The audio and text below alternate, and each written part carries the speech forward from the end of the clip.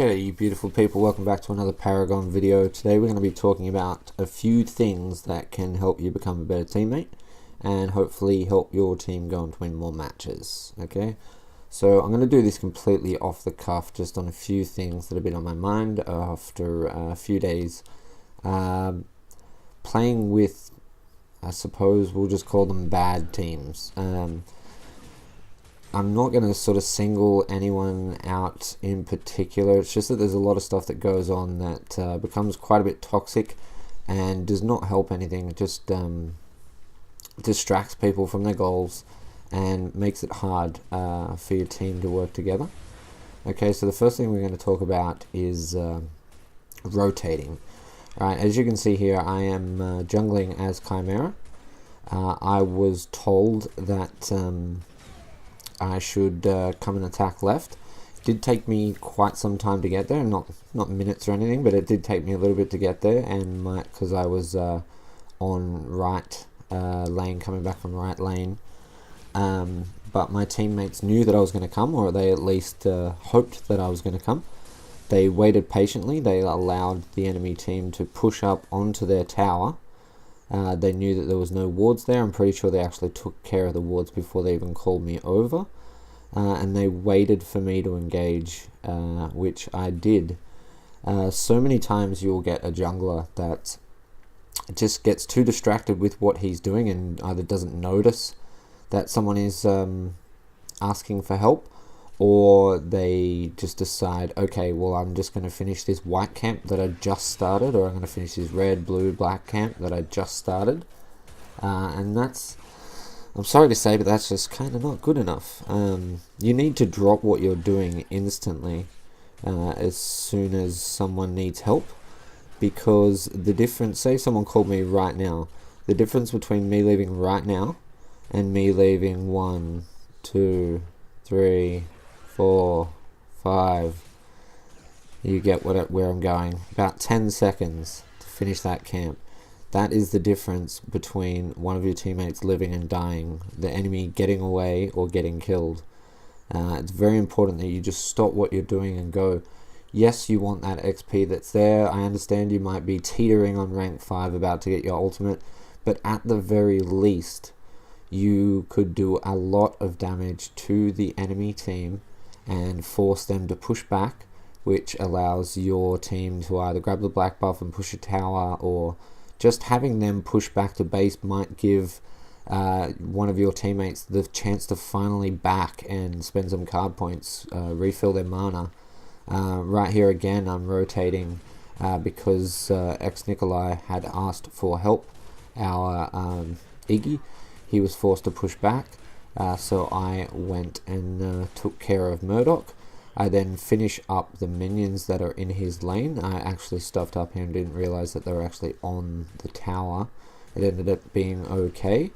The minions finished them off and they push forward. So I clear this wave and I leave him with a good bit of breathing room for when he heads back. If he heads back, he's actually gone to mid to give them a hand, which is very, very good.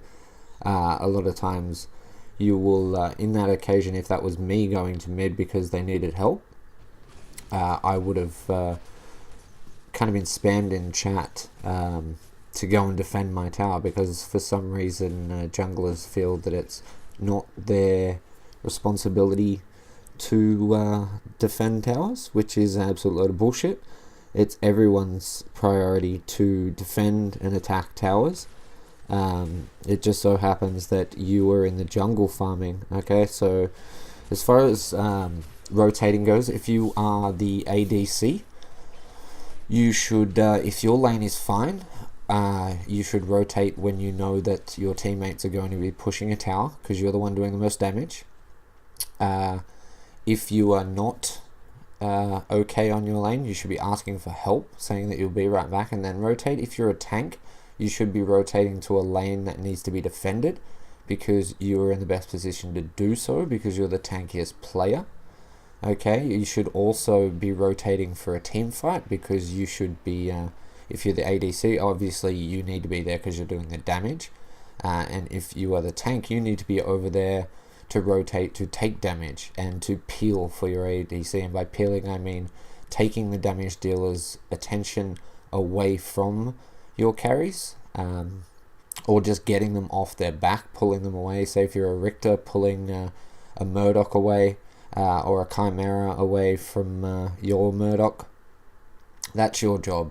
But rotating is everyone's job, and just getting into the frame of mind to realize when and where you should be rotating is really, really important. So just remember, just keep it in the back of the mind. If you're playing as a tank and there is no one on right lane and it is being pushed, you should go and defend right lane. Don't just spam in chat that they need to go and defend it, because by the time they pull their head out of their ass and they go and do it, it's going to be too late, and then you're salty, they're salty, and it's not helping anyone. Which goes on to my next point, which is spamming chat. Don't just spam chat. Don't be toxic and sit there spamming good job, good job, good job. It's not helping anyone.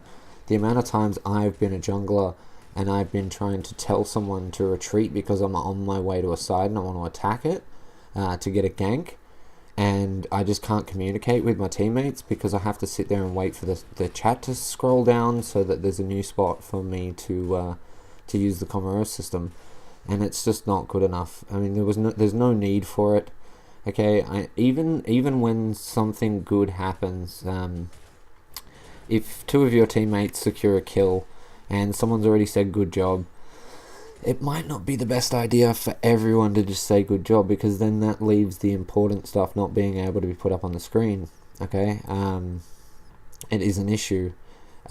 Your communication with your team is paramount. It's what allows you all to work together as a team. So just try not to spam chat. I know what it's like when you get salty. I get like that sometimes too. I am actually guilty of doing this myself, so I know firsthand how bad it is. I know that I shouldn't do it, and I try to not do it as much as humanly possible.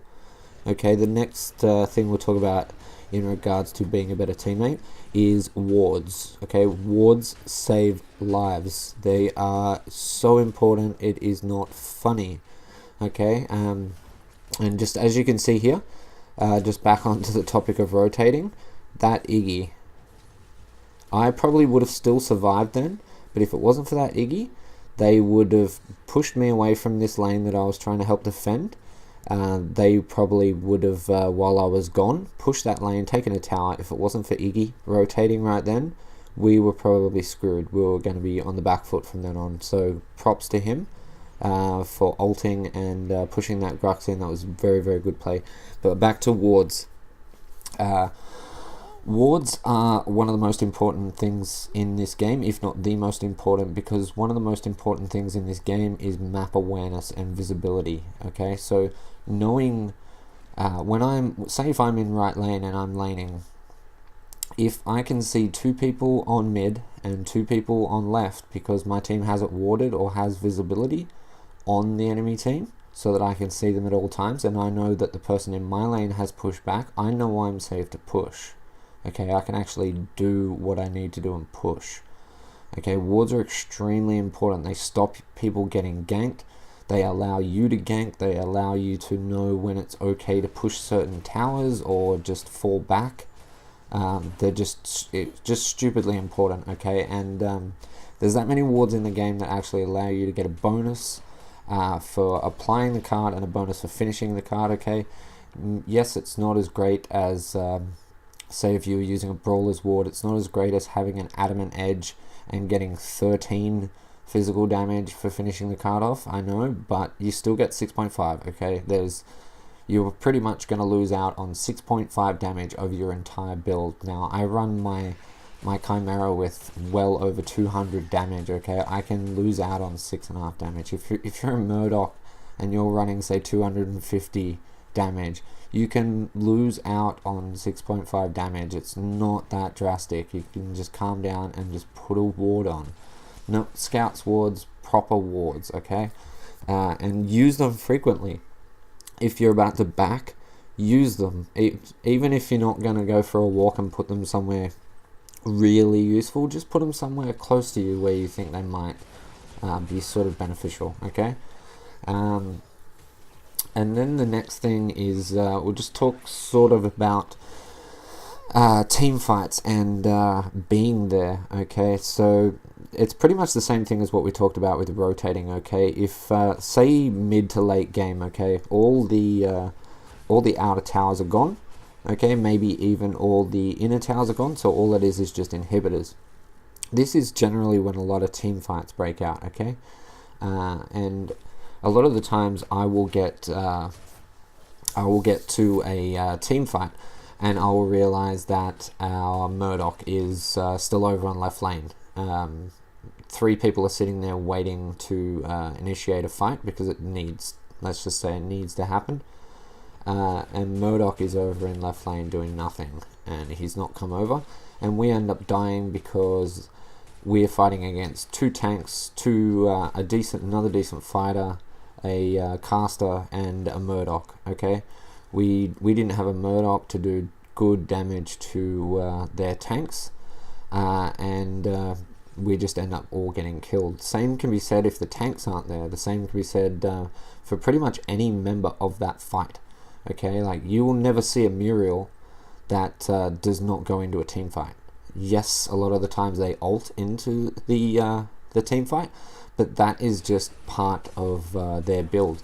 They don't have to get there straight away. They can ult in at the last second when they're needed, and that is fine. That's the way they're built. But if you are a Richter and you are the only tank on the team, if you're not there, your team is at a massive disadvantage because they do not have their tank, and they are probably going to get wiped out. Now you have to keep in mind that we're going to be getting a new map soon, and we're going to have travel mode taken away from us, and with the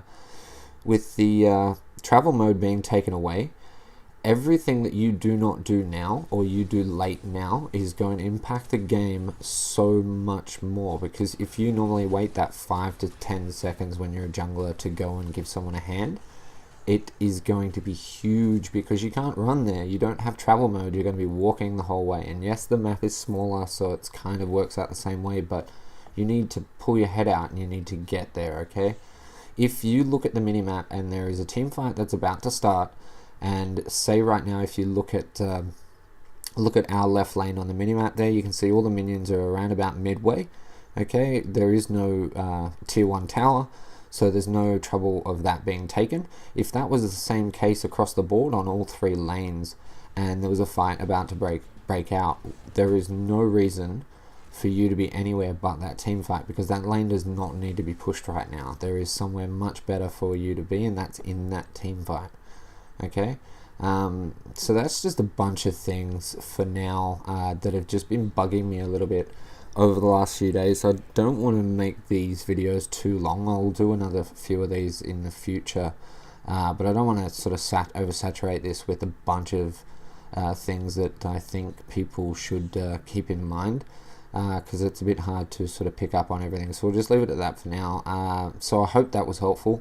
I hope I didn't drone on too much. Please leave me a like if you enjoyed the video. Hopefully you did. Drop me a comment if you have any questions. Please consider subscribing for more Paragon content. Thank you so much for watching. I love your face, and I'll catch you in the next one. Peace.